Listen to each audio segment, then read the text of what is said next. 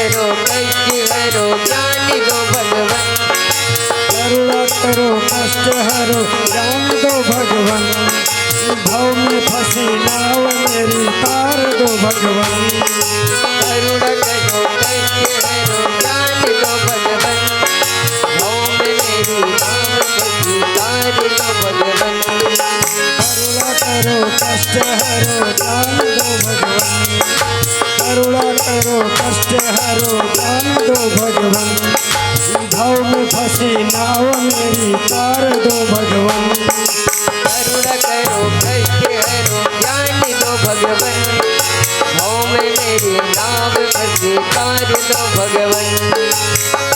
फंसी नाव मेरी तार दो भगवान।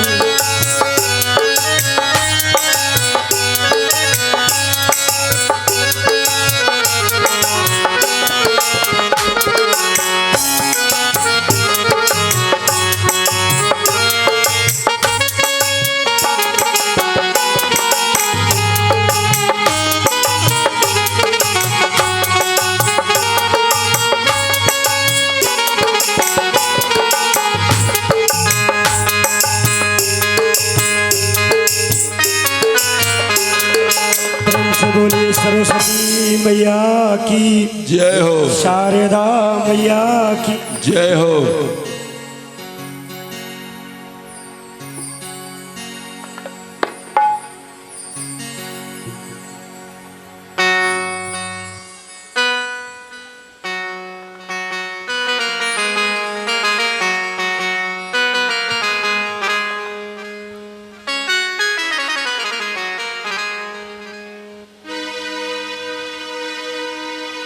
हुमाई बीड़ा वाली हुमाई बीड़ा वाली ना हुमाई बीड़ा वाली। बजाई दे तू सरगम सजाई दे तू ना हुमाई बीड़ा वाली। बीड़वा बजाई दे तू सरगम सजाई दे तू ना हुमाई बीड़ा वाली हुमाई बीड़ा वाली। बीड़वा बजाई दे तू सरगम सजाई दे तू ना हुमाई बीड़ा वाली। बीड़वा बजाई दे तू सरगम सजाई दे तू ना हुमाई बीड़ा वाली हुमाई बीड़ा वाली हुमाई बीड़ा वाली।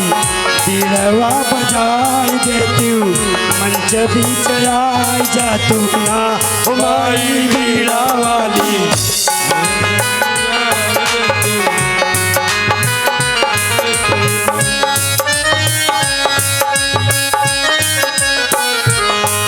सजाई दे तू ना ओ सजाई दे तू ना हुमाई बीड़ा वाली।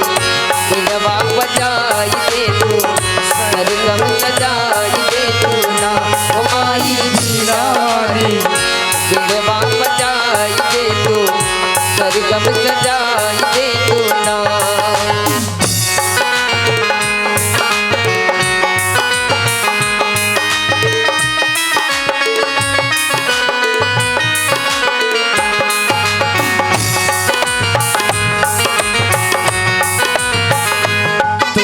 माई सरस्वती तू त माई सरस्वती।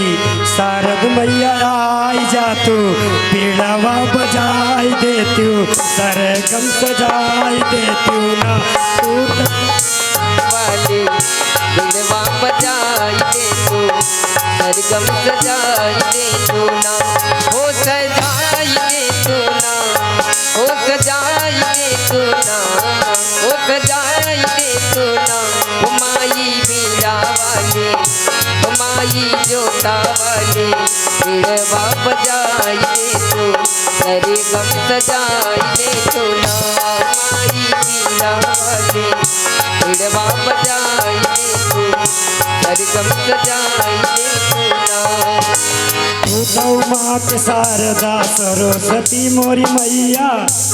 तू तो मात शारदा सरस्वती मोरी मैया। बीड़वा बजाई देती हूँ, सरगम सजाई देती हूँ ना हो माई बीड़वा।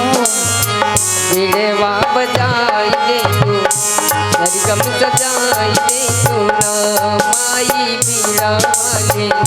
बीड़वा बजाई दे तू सरगम सजाई दे तू ना। ओ माई बीड़ा वाली, ओ माई बीड़ा वाली, लाल के लाज बताई ले तू, सरगम सजाई देती हूँ ना ओ माई बीड़ा वाली। आई दे तू सरगम सजाई दे तू ना। प्रेम से बोलिए शारदा मैया की जय।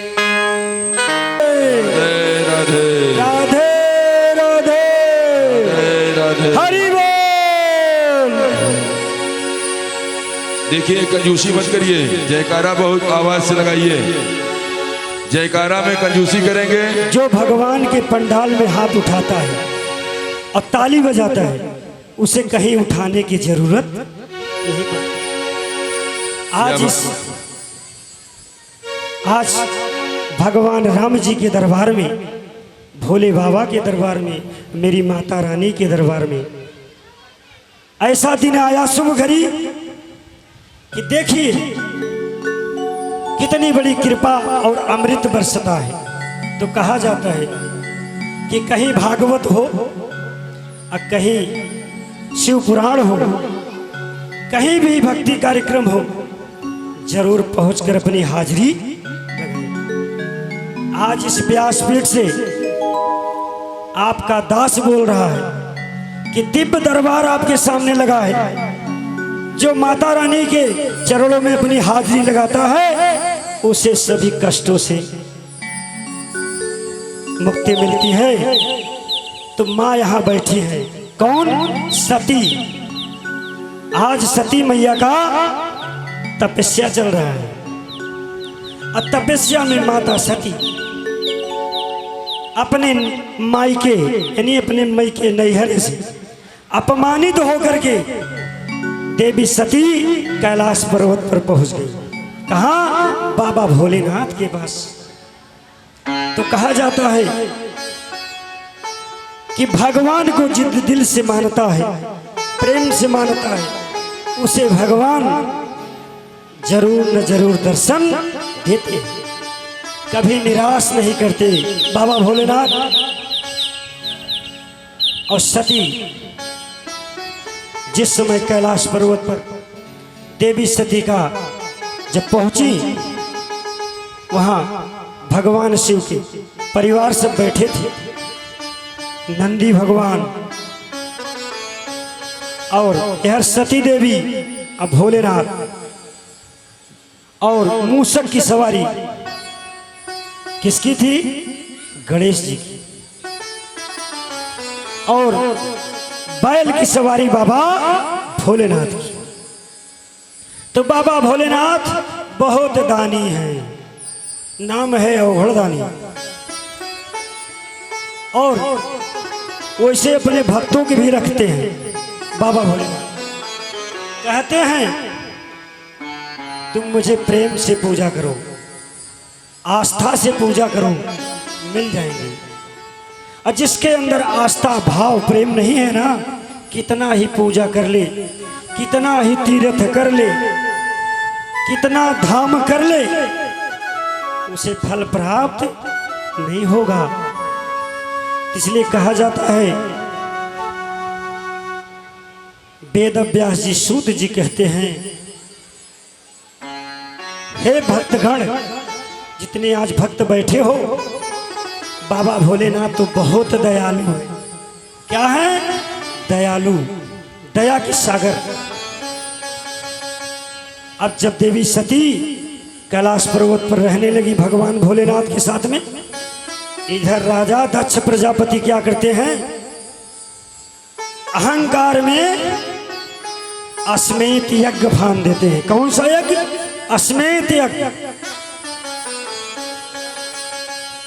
और 37 कोटि देवी देवताओं को आमंत्रित कर दिए राजा दक्ष प्रजापति अपने महल में। भोजन की व्यवस्था आमंत्रित करके भोजन की जेवन करने के लिए यज्ञ करने के लिए यज्ञ करेंगे और जेवन भी कराएंगे। और राजा दक्ष प्रजापति को ये पता नहीं था कि मैं किसको आमंत्रित नहीं कर रहा हूं। किसको आमंत्रित नहीं किए जानते हैं? बाबा भोलेनाथ को। उनकी पत्नी प्रस्तुति, जो दूसरी पत्नी थी प्रस्तुति, जिसके पास 60 पुत्रियां थी, और वर्णी प्रथम पत्नी उनके पास 24 पुत्रियां थी। वर्णी ने बोले, हे स्वामी, आप ये क्या कर रहे हैं? जब सती का विवाह हो गया भोलेनाथ से, तो कौन सी ऐसी बात है उनको आमंत्रित नहीं कर रहे हैं? बोले, मैं उस अवघड़ मादारी को आमंत्रित नहीं करेंगे, मेरे साथ छल किया। ये राजा दक्ष को पता नहीं था, अहंकार हो गया। जब अश्वमेध यज्ञ की तैयारी हो गई, सारे देवी देवता आ गए, तैयारी में लग गई। एक समय एक दिन ऐसा घड़ी आया कि वो दिन सावन का जो शिवरात्रि का दिन होता है, उसी समय पर देवी सती का विवाह हुआ था। और वो दिन आया कि देखिए यज्ञ में बाबा भोलेनाथ कैसे आ रहे हैं। कहा जाता है कि जो आपको साथ देता है, चाहे पुरुष हो चाहे नारी, जिसका जो साथ दे उसको कभी जीवन में जीते जी भूलना नहीं चाहिए। क्यों भी कुछ हो जाए मगर उसको जरूर सम्मान देना चाहिए, बुलाना चाहिए। कोई कार्यक्रम फानिए, कोई आयोजन करिए, कोई यज्ञ करिए, उसको जरूर बुलाइए। राजा दक्ष प्रजापति ने भगवान शिव जी को, शंकर जी को आमंत्रित नहीं किए, तो क्या हुआ? देवी सती को बुलवाए कि जाओ सती को आमंत्रित कर दो। किसको? किसके कहने पर? प्रस्तुति के कहने पर, जिसकी पुत्री सती थी। तो राजा दक्ष रे बोले, जाओ आमंत्रित कर दो मेरे बेटी सती को। अब इसके आगे उस अवघड़ को मत कहना। किसके लिए? बाबा भोलेनाथ। कितना बड़ा अपमान होने जा रहा है। जब वहां सती को आमंत्रित कर दिए तो सती ने अपने विचार किया कि चल के अपने स्वामी से पूछ लें, उनको आमंत्रित पिताजी किए हैं या ना। बोलिए हाँ ना, हाँ या ना। अगर जितने लोग सती का कथा जानते हैं एक बार हाथ उठा दीजिए। बोलिए सती मैया की, बाबा भोलेनाथ की। तो सती ने विचार करके चल दिया कहाँ? कैलाश पर्वत पर अपने स्वामी जी, अपने स्वामी बाबा भोलेनाथ के पास पहुंचे, हाथ जोड़ के बोले, स्वामी महादेव तो समझ गए कि आज सती का कोई कारण है। बोले हाँ देवी। बोलो क्या बात है सती, बड़ी आज उतावली लग रही हो। बोले नहीं स्वामी, पिता हमारे दक्ष जी आपको यज्ञ भाने हैं, अश्वमेध यज्ञ आपको आमंत्रित किए हैं। बोले नहीं सती, हमको तो नहीं किए। अगर तुमको आमंत्रित किए हो तो तुम जाओ। और जब ये बात कह करके सती की, तो सती को बहुत चिंता हो गया कि अगर हमारे पति के अगर आमंत्रित नहीं किए हैं तो हमको जाना उचित नहीं है। मगर ये बात पूछूंगी जरूर अपने पिता से, क्रोध करके कहीं चल के मैं पूछूंगी। तो बाबा भोलेनाथ कह रहे नहीं सती मत जाओ, ये उचित नहीं है। जहां कोई आमंत्रित ना करे उसके दरवाजे जाना नहीं चाहिए। आज तो देखते हैं अगल बगल में कोई भंड शादी विवाह पड़ा तो बिना न्योते के कूद पर थी। कहीं जात है बिट्टू बरे लेता है, अपने तो ठिकाना ही ना है, वो बिट्टू को लेता है। होता है ना ऐसा। तो भोलेनाथ शंकर जी का कहा था, नहीं सती, बिना आमंत्रित के नहीं जाना चाहिए, अपमान हो सकता है, मत जाओ। मैं मना करता हूं, आप मैं नहीं जाऊंगा, तुम भी मत जाओ। सती पूछते हैं कि स्वामी मैं जाके पिताजी से पूछूंगी और जरूर जाऊंगी, आप मुझे रोकिए मत। अब तो बाबा भोलेनाथ दानी जानिए कि सती के अगर अपमान हुआ तो यज्ञ विध्वंस हो जाएगा। अब देवी सती क्रोध में निकली। अब भोलेनाथ फट से समाधि ले लिए। कहा नंदी जाओ सती के साथ, अपने देव माता के साथ जाओ, तुम लगे रहना पीछे, सती का कुछ होने ना पाओ। अब सती भागते हुए राजा दक्ष प्रजापति अपने पिता के महल में पहुंच रही है। और जैसे महल में प्रवेश करने की कोशिश किए वैसे प्रस्तुति देख गई उनकी माता दूसरी। अरे सती आ गई। तब तक नंदी जी एकदम बौखलाए हुए पीछे लगे, मैया रुक जाओ, मैया रुक जाओ, देवी रुक जाओ, मत जाओ वहां। अब नंदी जी चिल्ला रहे हैं। तब तक सती अपने पिता के सामने पहुंच गई।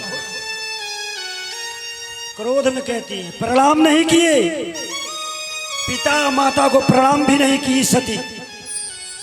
बोले पिताजी ये आप क्या कर रहे हैं?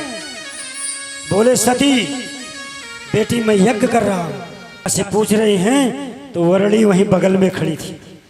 बोली अरे सती तुम आ गई हो, तुम रुक जाओ सती, मेरी बेटी रुक जाओ, क्रोध मत करो बेटी, रुक जाओ, मैं तुम्हारी माँ हूं, इतना क्रोध नहीं करना चाहिए। तो सती कहती है मैया तुम चुप रहो, घोर अपमान पिताजी मेरे स्वामी के कर रहे हैं, अब तो मेरा विवाह हो गया है। बोले पिताजी मेरे स्वामी को बुलवा लीजिए, नहीं तो ठीक नहीं होगा। बोले ऐ सती, राजा दक्ष क्रोध में बोलते हैं, सती तुमको रहना हो तो रहो, आई हो तो रह जाओ, और नहीं तो चली जाओ उसी अवघड़ मादारी के पास, भोगी के पास, मैं उसको आमंत्रित नहीं करूंगा। सती बोलती है पिताजी होश में आ जाओ, अब भी संभल जाओ, कहे मैं सब कुछ समझता हूं, जो करना है तुम्हें सती करो, मगर मैं नहीं बुलाऊंगा। सती बोलती है पिताजी अगर मेरे स्वामी को नहीं बुलाओगे तो मैं यज्ञ को विध्वंस कर दूंगी।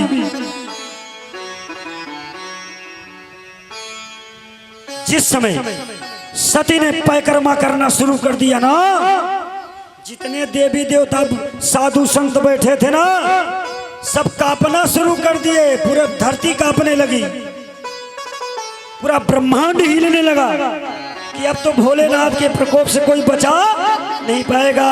बोलिए शंकर भगवान की। तो बाबा भोलेनाथ इतने दयालु हैं, देख लीजिए उनके अंदर कितना सच्चाई है। सती सारे देवताओं को नमन करते हुए धरती माता को, अग्नि देवता को प्रणाम करके बोले तुम बगल हो जाओ, यज्ञ को मैं विध्वंस करूंगी। और जैसे सती महादेव के पुकारते हुए यज्ञ में कूद गई। बोलिए सती मैया की। जब सती यज्ञ में कूदकर अपने 100 शरीर को जलाना शुरू कर दिया, तो शंकर भगवान भोलेनाथ कैलाश पर उनका समाधि टूट गया। इधर नंदी रोते हुए भागे कहां? कैलाश पर्वत पर।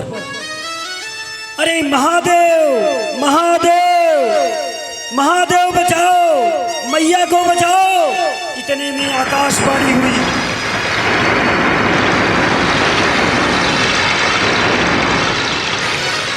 पूरा ब्रह्मांड हिलने लगा कि अब तो तहस के नहस हो जाएगा। और तब तक बाबा भोलेनाथ कैलाश पर्वत से उठकर अपनी त्रिशूल उठा लिए।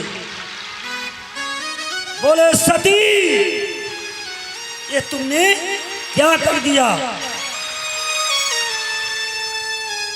बाबा भोलेनाथ रोते हुए सती को उठाने के लिए वहां से चल दिए। सती, तुमने क्या कर दिया?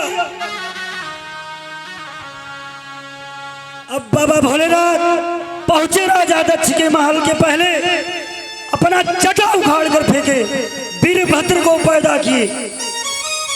बोले वीरभद्र, चले जाओ, राजा दक्ष का गला काट के यज्ञ कुंड में डाल दो और तहस के नहस कर दो। जैसे वीरभद्र चला वहां से, इधर राजा दक्ष प्रजापति के पूरा महल हिलने लगा। बोलिए शंकर भगवान की। कहा जाता है विपरीत बुद्धि विनाश काले, जिसका विनाश होना होता उसकी मति भगवान हर लेते हैं। जाको दारुण दुख दीना, ताकर मति पहले हर लीना। उनका नाश होने की समय आ गई। अहंकार, जो अहंकार करता है वो महादेव का आहार होता है। तो सोच लेना, कभी ऐसी गलती मत करना। जैसे बाबा भोलेनाथ वहां बैठे हैं, उनकी पूजा कोई परिवार से करने वाला नहीं था। बोलिए शंकर भगवान की जय। जैसे बाबा भोलेनाथ पहुंचे राजा दक्ष प्रजापति के महल में, राजा दक्ष के गला काट करके कुंड में डाल दिए और सती का शव लेकर के चल दिए वहां से। जिस समय तांडव करना शुरू किए, पूरा भूचाल आ गया पृथ्वी पर। सारे देवी देवता त्रायमान त्राय होने लगा। अरे भोलेनाथ, शांत हो जाओ।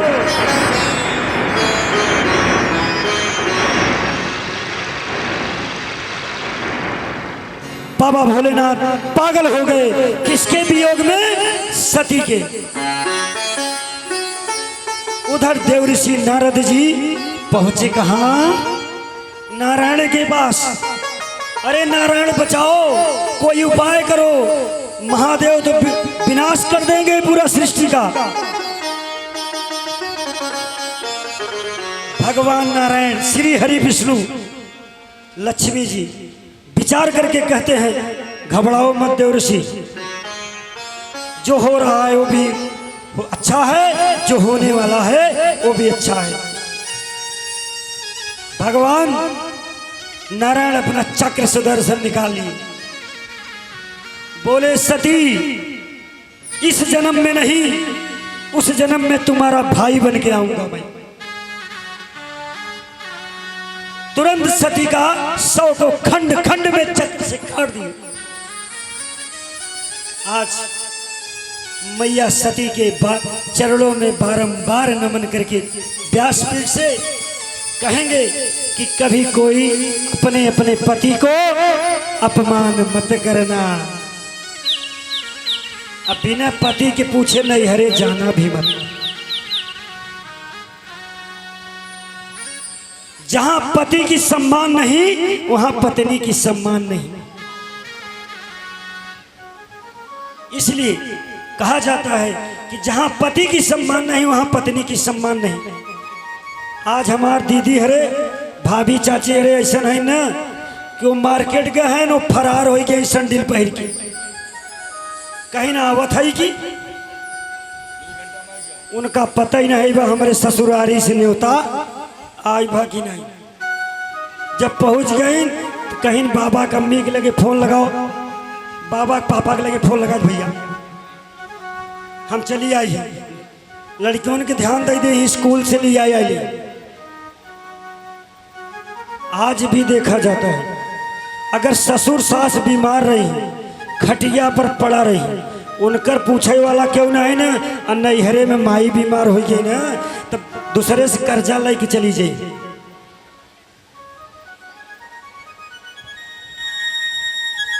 सुन लीजिए, जो सास ससुर के चरण में अमृत है वो माता पिता के भी चरण में अमृत है। अपने सास ससुर के सम्मान करोगी तो तुम्हारे माता पिता के वहां कोई तुम्हारी भाभी सम्मान करे, और तुम उनका अपमान करोगी तो वहां वो भी अपमान करे। तो कहा जाता है जैसे करनी वैसे भरनी। ये क्या मजाक हो रहा है भाई, सही कर लीजिए भाई, कल के नहीं नौटंकी मत करिए। ये कथा है, आंखी मारना बंद करना। आंखी वहां मारिए जहां मारने का समय आए। तो यह देवी सती के शव को खंड कर दिए श्री हरि विष्णु। इधर भगवान राम के तैयारी होत बकहा राज तिलक हो अयोध्या में। मैया कैकेयी से वरदान मांग चुके हैं, कौन? राम जी। किसी के पता नहीं बा, और मंथरा के पता चल गए कि फला दिन राजा राम जी के राज तिलक हुए। दशरथ जी बुलाए गए, अपने द्वारपाल नौकर चाकर के कहे थे कि जाओ सब ढिढोरा अयोध्या में पिटवा दो कि फला दिन राजा राम राजा हुई।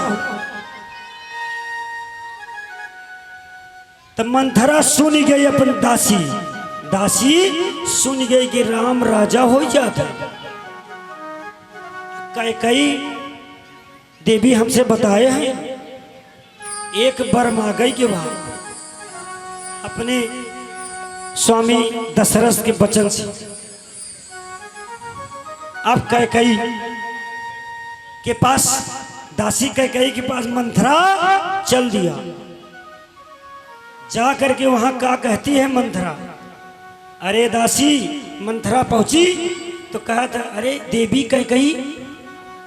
कहन हाँ दासी, क्या बात है, आज तो तुम बड़ी उदास हो। कहन नहीं मंथरा, मैं उदासी कैकेयी से बात होता। कैकेयी कहते नहीं तुम उदास हो। तो मंथरा कहा था नहीं देवी, हम उदास नहीं है। कहने आज लग रहा है, क्या बात है बताओ दासी, तुम बताओ, कोई कुछ कहा अयोध्या में? कहें नहीं। कहें नहीं, तब बताओ। तब मंथरा ने कैकेयी से कह रही है कि हमरे तोहरे बीच के बात रहे। कहन बताओ। कहन एक समय हमसे कुटिया में तू कहे रहो, हम अपने स्वामी से एक वरदान मांगा। तो वो दिन भूल गयो जब राम के कहे रहो कि बन जाए मेरे वचन दे रहो। तब कैकेयी की याद आएगी कि राम के हम बचपना में वचन दे है कि तोहका बन जाए कि हम अपने स्वामी दशरथ से वरदान मांगे। तो दासी कहत है कि याद हो गया है ना? कहन कब मगबू, जब राम राजा हो जाए तब। तोहार बेटवा भरत है, उनका राजा बनाई दे। कहन दासी सुनो, अब ऐसा अवसर आया है मांगेगी। अब कैकेयी विचार करत है दासी मंथरा से कि एकर कोनो उपाय बताओ दासी। कहन उपाय यही है कि जाकर कोप भवन में तुम बैठ जाओ, तब तुम्हारे पति दशरथ आएंगे, तब यही मांगना। कैकेयी ने राजा दशरथ युद्ध करने गए थे, तो राजा दशरथ के रथ की चक्का के एक पहिया उखड़ गई, खुली ऊपर ही जात रही, नट खुल गया। उस समय कैकेयी थी, कैकेयी ने अपनी अंगुली उसी चक्का में लगा दिया। उस समय संग्राम होते समय कि अगर चक्का ऊपर जाए तो हमारे स्वामी हार जाएंगे, पराजित हो जाएंगे। जब युद्ध को जीते दशरथ जी तो जब उतरे रथ से देखें तो कैकेयी की अंगुली कट गई थी। बोले अरे रानी ये क्या हुआ? बोले स्वामी युद्ध आप कर रहे थे तो आपके चक्का रथ के चक्का खुल रहा था, इसलिए मैं उस जगह अपनी अंगुली लगा के रोक लिया देवासुर संग्राम में। तो राजा दशरथ जी बोलते हैं रानी तुम मेरी विजय कराई है, तुम मांगो जो वर मांगना है, मैं वर देने के लिए आज तैयार हूं। कैकेयी बोली स्वामी ठीक है, आप अगर वर देना चाहते हैं तो वचन दीजिए कि वर देंगे। अपने स्वामी दशरथ से वचन बना लिया। तो कहें जब समय आए तो स्वामी हम ई वर को मांग लेंगे, अभी नहीं, चलिए समय आने दो। वही वर मांगी थी, मांगने के लिए कैकेयी जा रही हैं कोप भवन में। अयह राम तो पहले कैकेयी से बचा बना ले रहे कि हमका 14 वर्ष के वनवास चाहिए। मंगल भवन मंगल हारी ओ मंगल भवन मंगल रवहु तो दशरथ अजिर बिहारी। मंगल भवन अमंगल हारी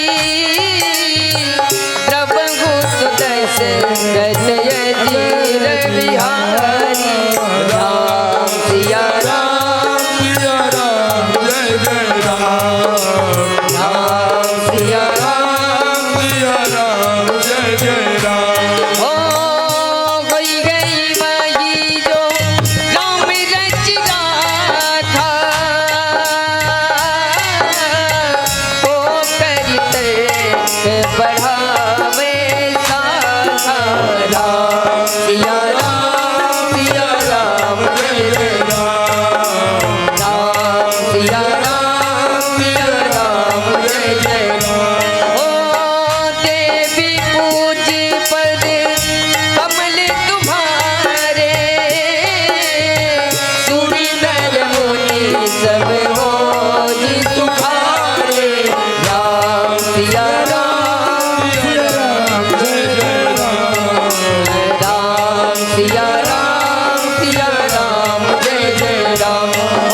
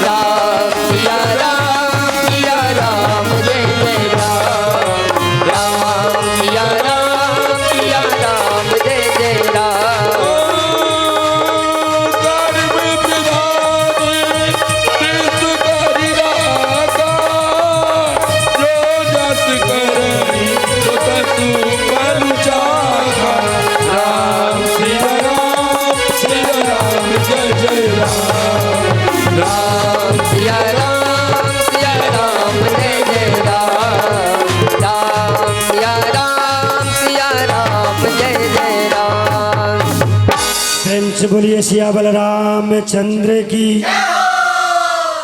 राघवेंद्र सरकार की।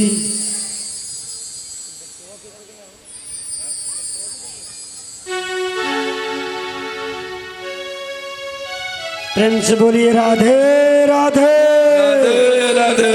हरि बोल। तिवारी जी इधर वचन वरदान मांगने के लिए कैकई कोप भवन में, इधर राजा दशरथ के पता चल गया कि रानी कैकई चली गई है कोप भवन में। अब वहां सैनिक लोग जाके बता दिए, दासी बता दी जो वहां की रहती थी, कहें अरे राजा जी महाराज आपके रानी कैकई तो कोप भवन में है, आप यहाँ राज तिलक की तैयारी करते हैं। इधर हो रहा है, उधर भगवान त्रेता युग में क्या करते हैं देख ले। सतयुग द्वापर में वसुदेव और देवकी के कंस ने कारागाह में बंद कर दिया था। कहा? कारागाह में। उधर जब कारागाह में देवकी वसुदेव जी 14 वर्ष बिता रहे थे, कहा? हथकड़ी लग करके। उधर नारायण सोच रहे हैं, इधर भगवान कन्हैया के रूप में श्री हरि विष्णु जेल के अंदर कटघड़ा में जन्म ले रहे हैं। जब भगवान कन्हैया जी का जन्म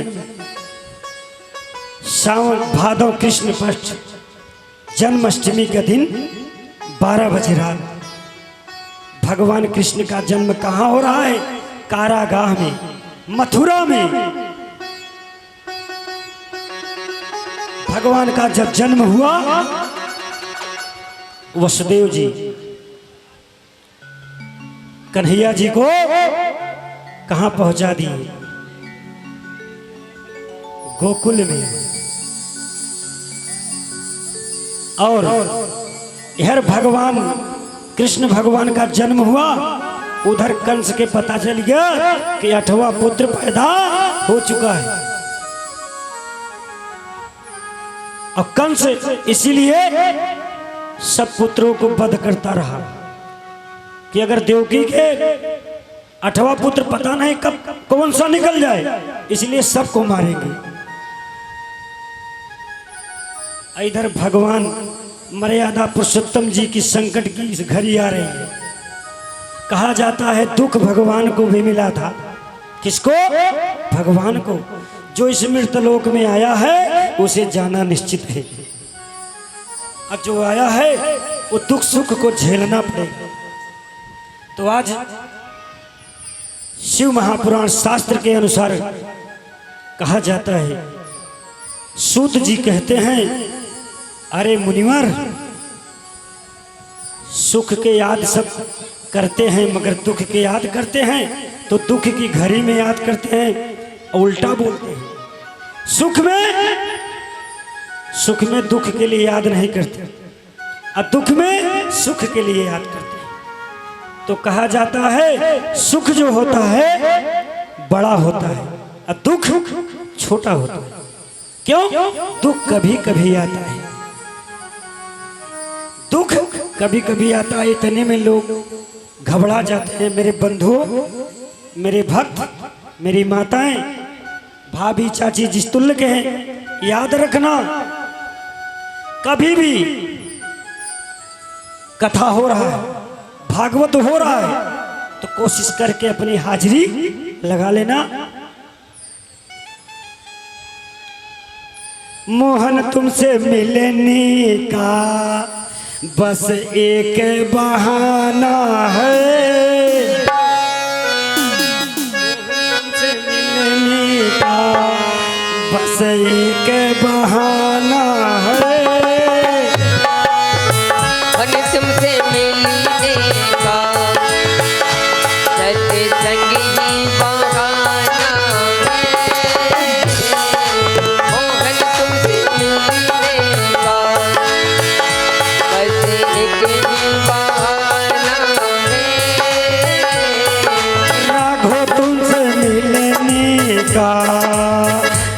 सत्संग ही बहाना है। राघव तुमसे मिलने का सत्संग ही बहाना है।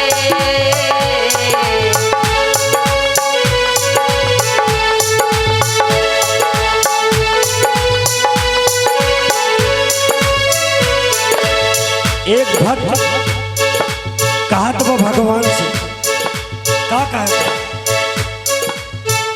बाबा तुमसे मिलने का बस एक ही बहाना है। बाबा तुमसे मिलने का बस एक ही बहाना है। बाबा तुमसे मिलने का बस एक ही बहाना है। भोले तुमसे मिलने का भोले तुमसे मिलने का सत्संग ही बहाना है। भोले तुमसे मिलने का सत्संग ही बहाना है। भोले तुमसे मिलने का सत्संग ही बहाना है। गुरु तुमसे मिलने का गुरुवर तुमसे मिलने का बस एक ही बहाना है।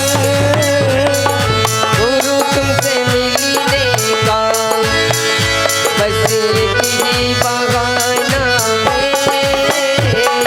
गुरु तुमसे मिलने का बस एक ही बहाना है। भोले तुमसे मिलने का सत्संग ही बहाना है। भोले तुमसे मिलने का सत्संग ही बहाना है।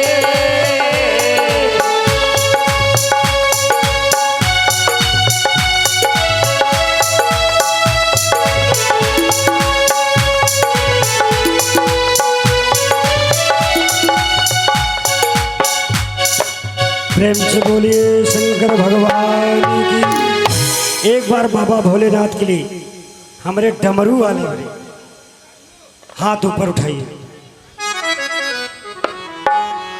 प्रेम से बोलिए बाबा भोलेनाथ की जय काशी विश्वनाथ की जय बाबा बैजनाथ की। जय। इतना बड़ा प्रेम है आज भक्तों का जो कि बाबा भोलेनाथ के पास मिले आई है सत्संग में। आज ये सत्संग न होता तो मिलन कहाँ होता। कहा जाता है कि वो भगवान के प्रिय भक्तिन रही बेचारी, रोज के कहा था भजन में कि भोले तुमसे मिलने के लिए केवल एक ही बहाना बा, नहीं हम घरे से आवाई न पाऊ।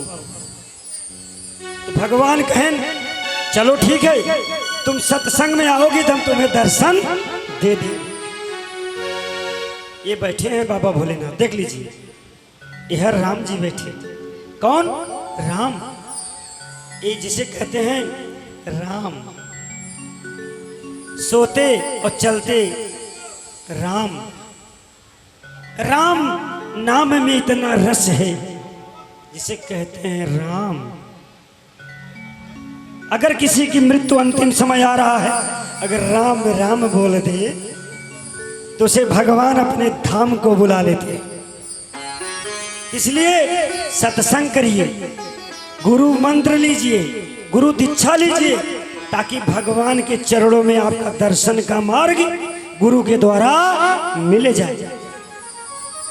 आज देखते हैं कि उम्र बीत जा रही है, उम्र बीती जा रही है धीरे धीरे, मगर गुरु मंत्र नहीं लिए, शरीर ध्यान नहीं देते हैं कि बा की जात बा। तो हम ये कहेंगे सभी भक्त बंधुओं से जो आज शिव पुराण की कथा सुन रहे हैं, यहर मैया सती तपस्या करके 1108 कमल के पुष्पों को वर्णन करके भगवान शिव को प्राप्त किए, मगर निभा नहीं पाई मैया। भगवान शिव के साथ माता सती का सुख नहीं मिला। क्या मिला? दुख। आज सभी अपने छोटी छोटी बेटियों से कहेंगे कि बिटिया, माता पिता जन्म देते हैं, इतने बड़ी से इतनी बड़ी कर देते हैं, पाल करके आपको पढ़ाते हैं और लिखाते हैं, बड़ी करते हैं। तो माता पिता की जो सेवा है, जो माता पिता का कर्तव्य है बिटिया, कभी तुम भूलना मत।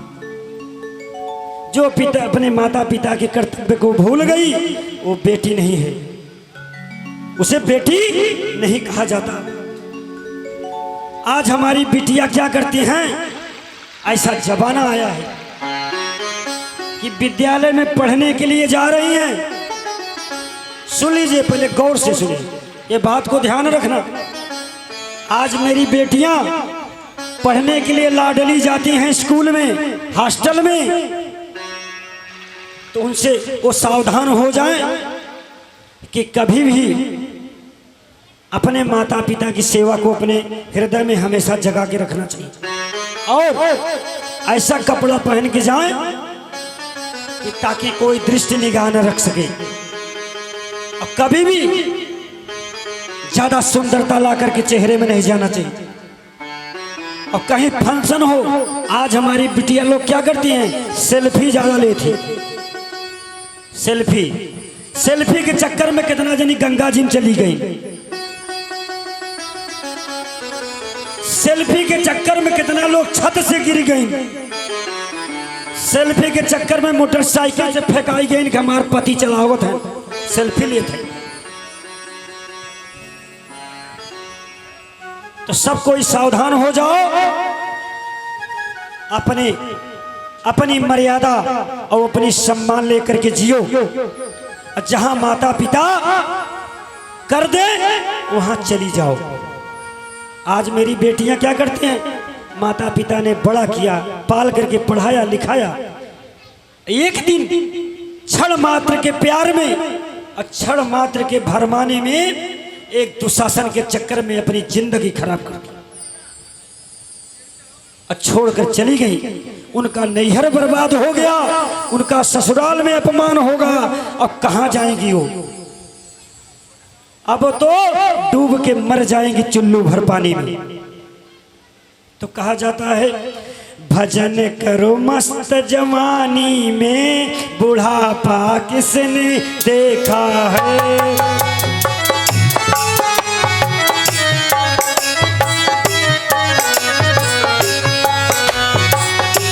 भजन करी मस्त जवानी में, बुढ़ापा किसने देखा है। भजन करी मस्त जवानी में, बुढ़ापा किसने देखा। बोलिए राघवेंद्र सरकार की, प्रेम से बोलिए राधा मैया की। राधे राधे राधे राधे, और मस्ती से राधे राधे, हरि बोल। बोलिए बरसाने वाली मैया की, राघवेंद्र सरकार की। जितने ही प्रेम भाव हृदय से बोलोगे, उतने ही भगवान कृपा। तो सुनिए, जो ऐसा करता है ना, उसे क्या सजा मिलता है। हमारी बिटिया बहन सुन ले, भाभी चाची अरे सुन ले।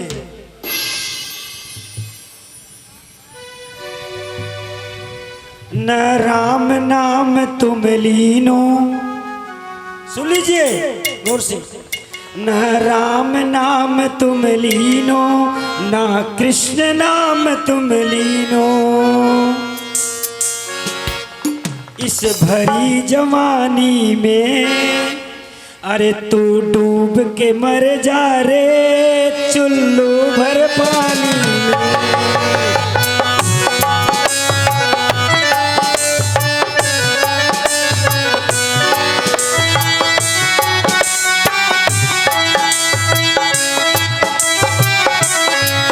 राम राम लीनो,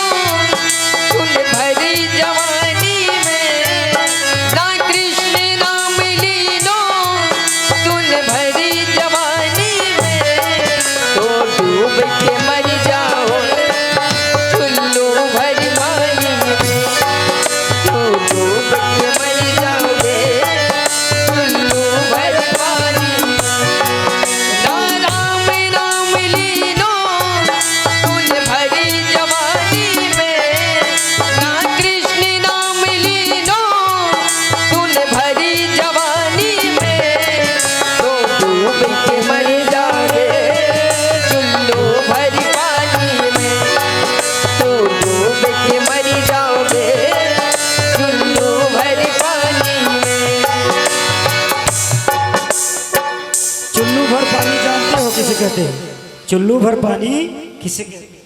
हाथ उठाइए, कोई जानता है? मेरी माता है, बताइए। ओ मैया, मैया मेरी बतावें कि चुल्लू भर पानी किसे कहते हैं?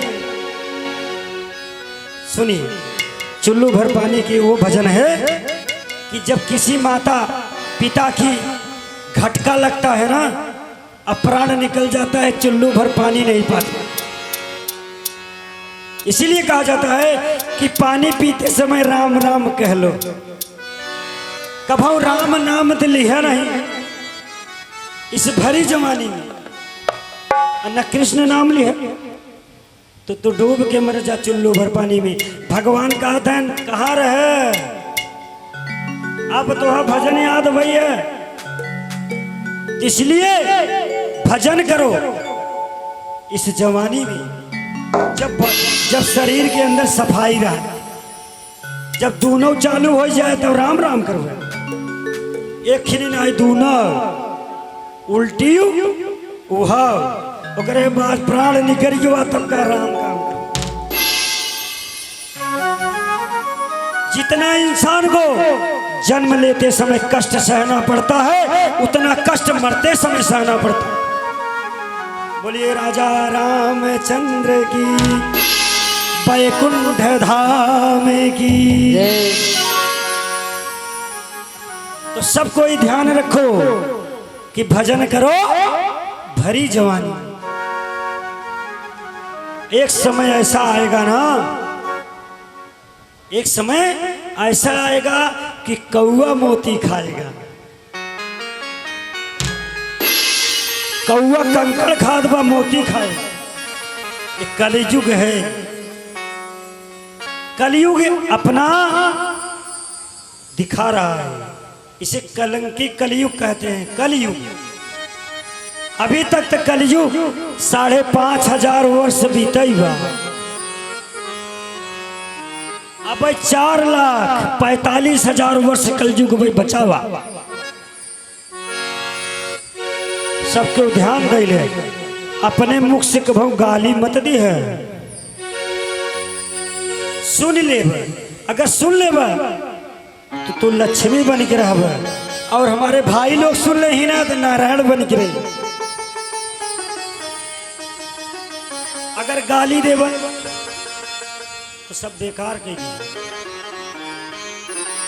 जिस मुख से भजन करत है उसी मुख से गाली देव। जिस मुख से भोजन करत है वही मुख से गंदा गाली दे। शर्म तो लगना चाहिए। तो सबसे कहेंगे कि जो हमारे भाई बंधु बैठे हैं वो ध्यान कर ले। 4 भाई राम रहे। राम कई भाई रहे? 4 भाई। पहला न भाई बड़े भैया का नाम राम, फिर लक्ष्मण, फिर भरत, शत्रुघ्न। 4 भाई रहे। चारों जने विवाद पैदा नहीं भो। कभू विवाद नहीं हुआ। पूरा अयोध्या चलाए त्रेता में। आज एक भाई भाई के नहीं देखे चाहता तो सुन ले भाई। आज इस राम कथा एवं शिव कथा, शिव महापुराण है। दूसरा दिन, मतलब दूसरा दिन आज कथा चल रहा है। तो सुन लीजिए कि गौर रख लेना। जिस भजन में राम के नाम न हो उस भजन को गाना ना चाहिए। जिस भजन में राम का नाम नहीं उस भजन को गाना ना चाहिए।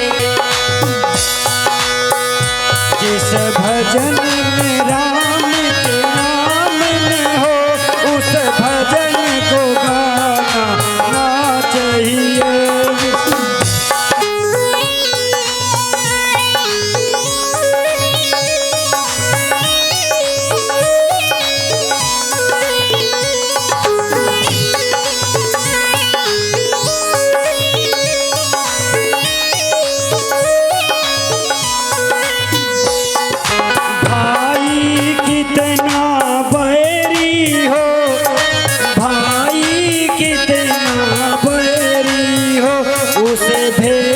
छिपा